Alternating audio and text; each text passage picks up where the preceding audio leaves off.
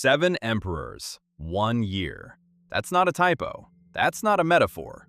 In AD 238, the Roman Empire, the most powerful political machine the ancient world had ever built, went through 7 men claiming the title of supreme ruler.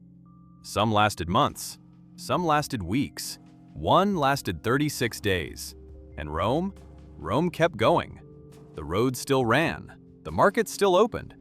But something had broken, something beneath the surface, something that wouldn't be fixed for 50 more years and would cost the empire half its coherence by the time it was over. This is not ancient history. This is a system failure, in real time.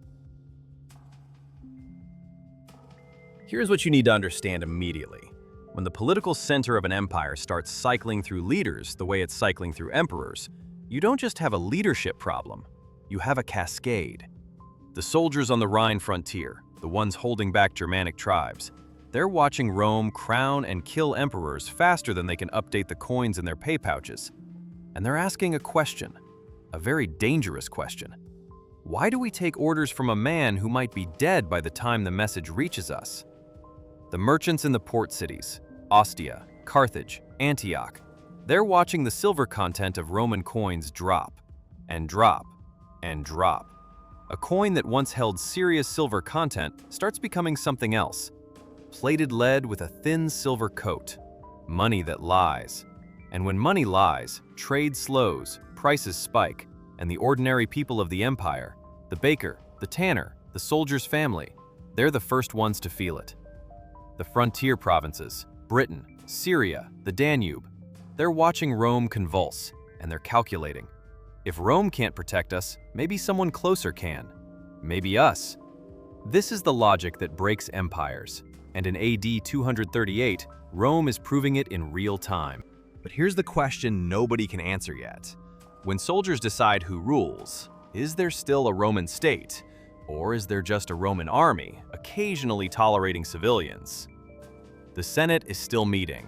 Men in togas are still giving speeches. Laws are still being written.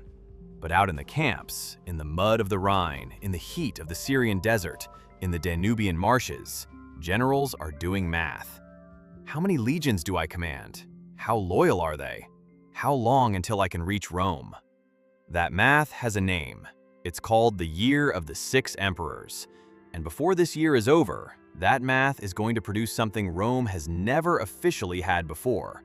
A Senate-declared public enemy. An emperor murdered in his own camp by his own men. An emperor killed in the street outside Rome before he even enters the city.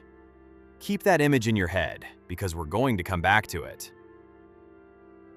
To understand why 238 happens, you have to go back 3 years, AD 235. His name was Alexander Severus.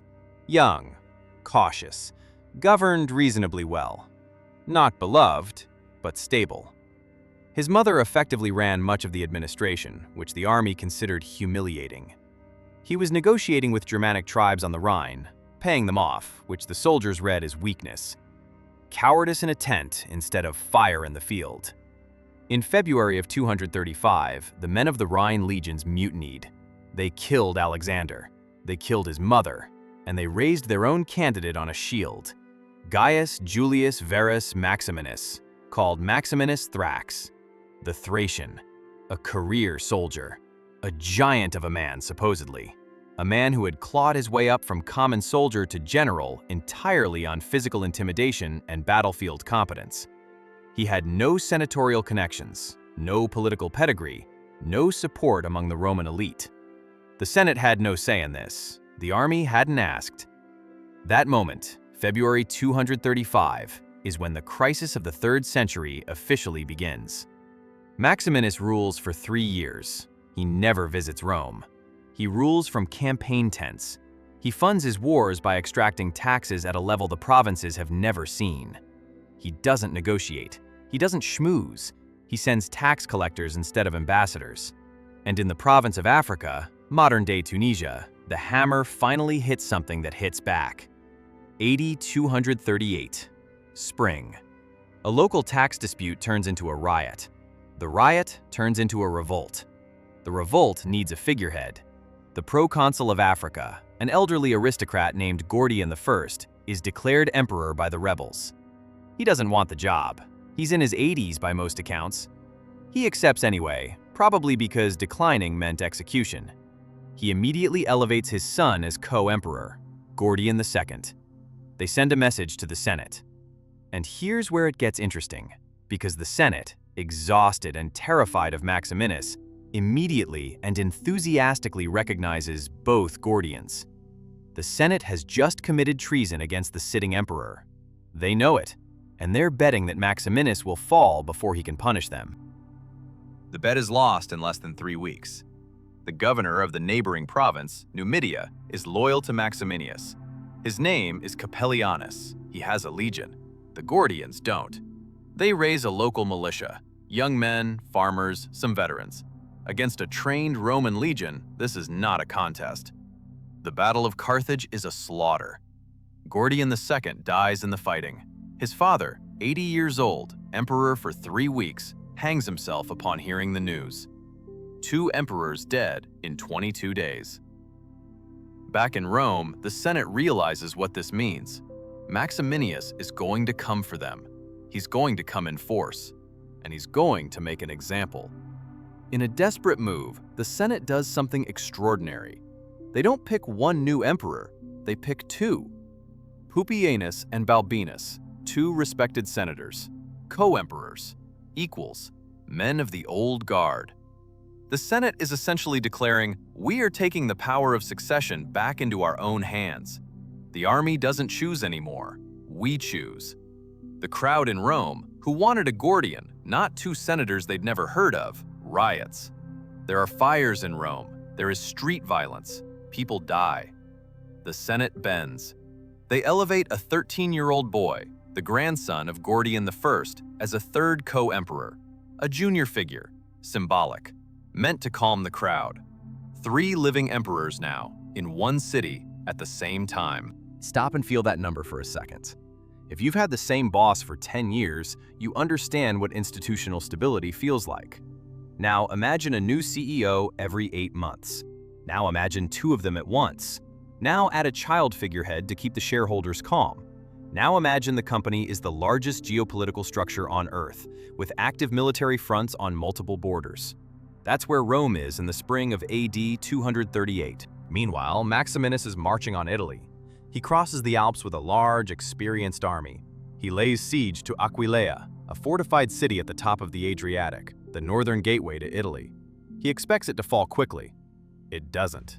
The siege drags on. The supply lines are long. The surrounding countryside has been stripped. Aquileia's defenders and the local population have burned or hidden everything that could feed an army. Maximinus's soldiers are hungry, and they're watching their commander pound against a city that won't break. The math starts changing inside the camps. Maximinus has been brutal to his own army, demanding, punitive, quick to execute. The loyalty of legions is not unconditional, it's transactional. He's been winning his end of the transaction with victories and plunder. Now he's given them a siege with no plunder, shrinking rations, and no end in sight. In the summer of AD 238, the soldiers of the 2nd Parthica Legion, his own Praetorian escort, make their calculation. They kill him. They kill his son, who had been elevated as co-emperor. They send the heads to Rome. The historian Herodian, who was alive during parts of this era and wrote a detailed account of it, describes scenes of imperial instability with the kind of visceral immediacy that makes you forget you're reading something from nearly 2 millennia ago.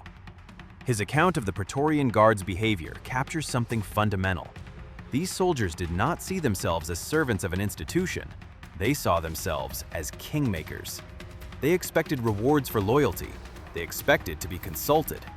And when they weren't, or when the emperor stopped being useful to them, the transaction ended.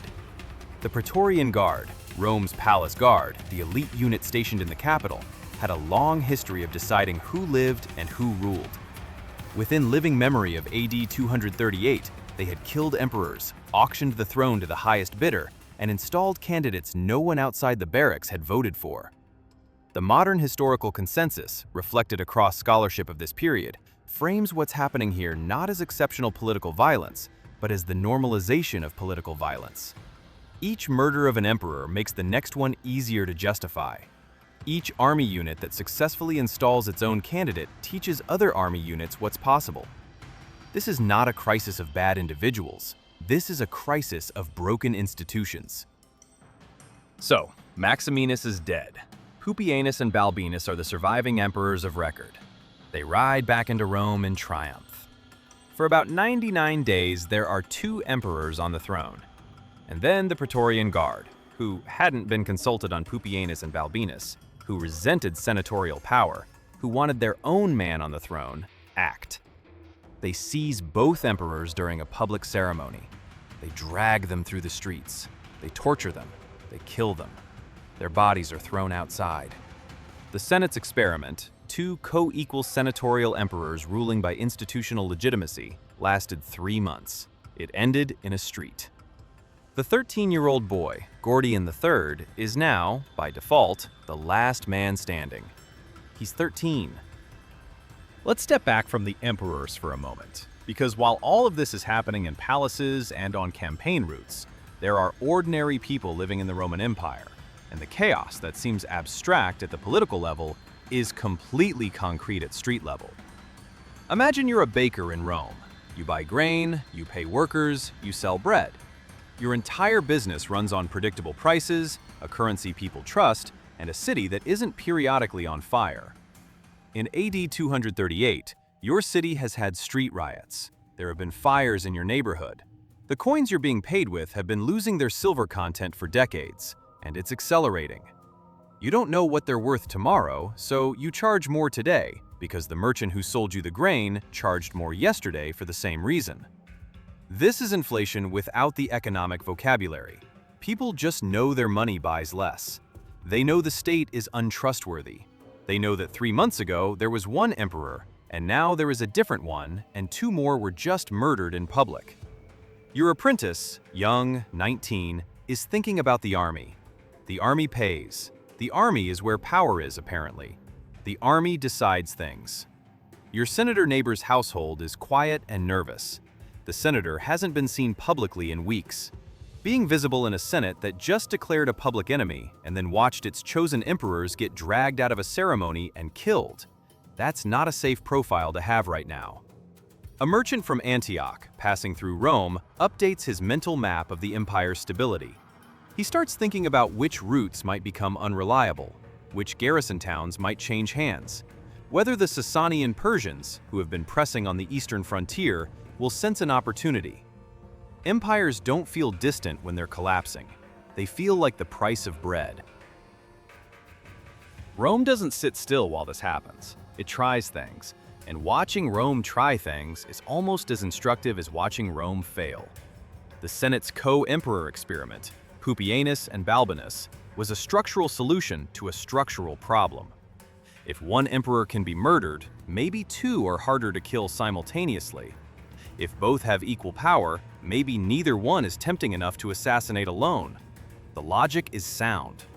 The problem is that it doesn't address the actual source of the threat, which isn't the number of emperors, it's the Praetorian Guard, which holds veto power via assassination and doesn't answer to the Senate. The Gordian elevation, putting a child on the throne, is a different kind of solution. A child emperor can be managed. Real power flows to regents, advisors, whoever controls access. The crowd gets a sympathetic figure. The Senate gets a puppet they can work with.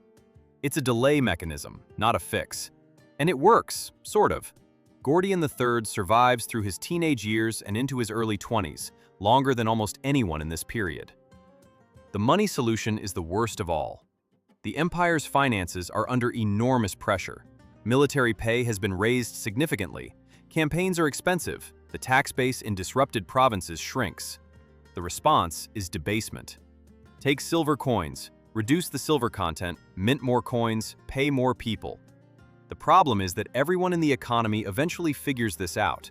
Prices rise to compensate. The purchasing power of military pay, which was the whole point of the debasement, erodes. You need another pay raise, which requires more debasement. The spiral doesn't have a natural floor. Historians have traced the silver content of Roman coins across this period. from meaningful silver content in earlier generations to a thin silver wash over a base metal core by the worst decades of the crisis.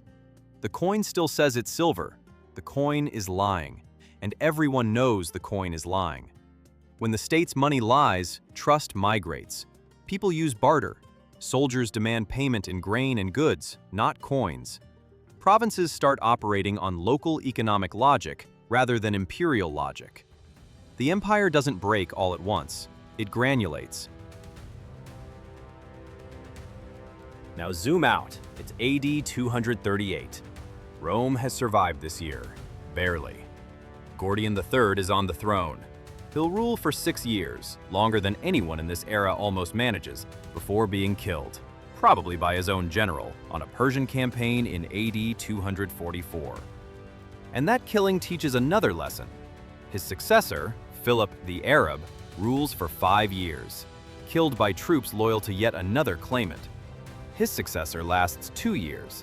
The pattern has become the norm. We are not talking about a bad run of luck. We are talking about a system in which the decision rule for succession has fundamentally changed. It used to be heredity, Senate approval, a fiction of civic legitimacy. Now it is, how many legions back you, and are they close enough to act faster than anyone else? This is the logic that fractures the empire, because different armies back different generals, and sometimes those generals are on opposite sides of a very large map. And the resources, the taxes, the grain levies, the military recruits that used to flow toward a central imperial authority now flow toward whoever the local legions recognize. In AD 260, it breaks open completely. The Emperor Valerian is captured by the Sasanian Persians in battle, the first Roman emperor ever taken prisoner by a foreign enemy. While Rome is absorbing that humiliation, the western provinces effectively detach under their own emperor, forming what historians call the Gallic Empire. And the eastern provinces, under Queen Zenobia of Palmyra, do the same. The Roman Empire briefly becomes 3 Roman empires, running simultaneously. There is no moment of formal secession, no declaration of war. It just happens, because when the center can't hold, the pieces find their own centers of gravity. And here is the sharpest edge of all this. The Praetorian Guard, back in Rome, the men who killed Pupienus and Balbinus in the street, they thought they were protecting their privileges. They thought they were choosing Rome's leaders. They thought they held the real power. What they actually did was demonstrate to every army unit in the empire that power flows from the sword, not from the institution. And once every unit believes that, every unit starts acting on it. The Guard doesn't control Rome anymore. Nobody controls Rome. Rome is a prize, a very large, very expensive, very tempting prize, with enemies on every border who are watching. Gordian III is dead. Maximinus is dead. 6 of the 7 emperors of AD 238 are dead within the year. The roads are still running. The aqueducts are still flowing. The forum is still there. Columns and marble and inscriptions declaring eternal Roman glory. But walk through the forum in AD 250, AD 260, and notice something. The inscriptions that used to name the current emperor, they've been chiseled over. The new name sits awkwardly over the ghost of the old one, which was itself chiseled over the one before. The stone is starting to look crowded. More than 20 emperors in 50 years. Some reigned for months, some for weeks. At least one whose reign is counted in days. The names blur. The crises compound. The empire will survive. It will even briefly reunify. A soldier emperor named Aurelian, hard, practical, relentless, will pull the pieces back together in the 200s and 70s. They'll call him Restitutor Orbis, restorer of the world. But here's what the inscription doesn't say. The world he restores is not the same world. The Senate that once debated in marble halls has learned that it doesn't decide. The army that once served the state has learned that it is the state. The provinces that once looked to Rome for protection have learned to look to themselves. The money that once circulated as a badge of imperial trust is now a gray metal coin that everyone pretends is silver. The empire is still standing. The borders are still marked. The eagles are still on the standards. But ask a soldier in the Rhine camp who he fights for, and the honest answer, in AD 238, in AD 250, in AD 270, is no longer Rome. It's whoever paid him last. And if that's the answer, if loyalty has a price and the price is always negotiable, then what exactly is Rome? If you want to go deeper on the crisis of the 3rd century, the economics, the frontier collapses, how Aurelian actually put it back together, hit the subscribe button. We're just getting started.